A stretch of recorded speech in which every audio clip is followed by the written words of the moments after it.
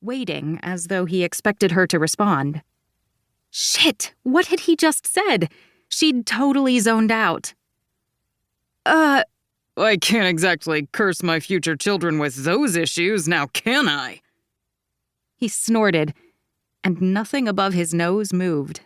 He'd definitely had something done. I need to pick someone whose genes are at least as good as my own. August blinked.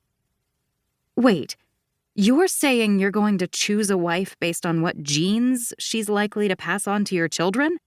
Exactly! Carter tossed his hands in the air. Finally, someone gets it. Are you looking for a wife or a mayor? Her lip curled in disgust. Mayor? I don't really want someone who's involved in politics. Not mayor, mare. Like a female breeding horse. Ugh, why was she even bothering to argue with him? And not all women want children, you know? He made a snorting sound. Sure, they say that, but then biology happens. Tick-tock. She ground her back teeth together. August hated the idea of the biological clock. People made it sound like the second she turned 30, some kind of internal switch would flip, and suddenly she'd be desperate to have a child. So far, nothing. It wasn't as though she didn't like kids. She looked forward to being the cool aunt to her friends' mini-me's, but she didn't have the urge to have one of her own. Who knew? Maybe it would change in the future. But then again, maybe it wouldn't. She suspected it would be the latter, and she wholeheartedly resented the idea that either A, she was in denial, or B, something was wrong with her. Let's get a second opinion, Carter said. And before August could protest, he'd flagged down a young waitress. What do you think? Would she and I make attractive children? He pointed to August. The waitress looked like a deer in headlights, and August wanted to sink into the earth. The people at the tables around them were definitely watching. God, knowing her luck, there was probably someone live tweeting it. Or worse, filming it for TikTok. Stop it, she hissed at Carter, but he waved her away as if she were a fly. Come on, you can be honest.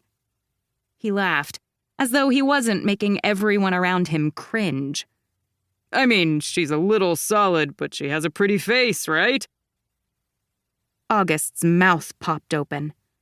The guy was lucky there was a table between them and that she wasn't the type to throw a drink in someone's face because right now she was very tempted. You do not need to put up with this. August happened to like the fact that she was solid. She was strong. Her muscles helped her in her job grooming animals, and it was very physical work, especially with the bigger clients. And yes, she shopped in the plus-size section, and her thighs rubbed together when she walked, and she jiggled in places. So what? Was a little chub rub the end of the world? Hell no. And it certainly didn't give anyone the right to make her feel lesser. August pushed her chair back and stood up. Congratulations, Carter. You are, without a doubt, the worst jerk I've ever swiped right on. Gold star for you.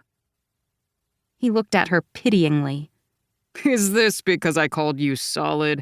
I didn't mean it as a bad thing. I happen to like— I don't care what you like, and I'm perfectly comfortable in my body, but you are arrogant beyond belief.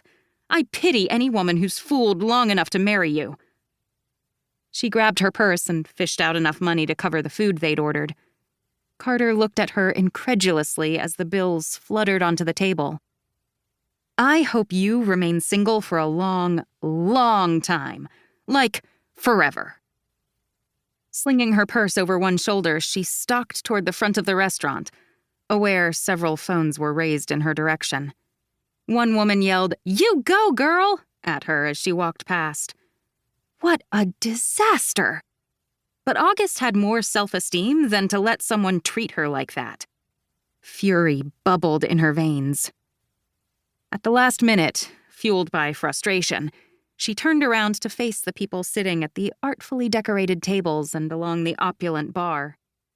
That's Carter Edward.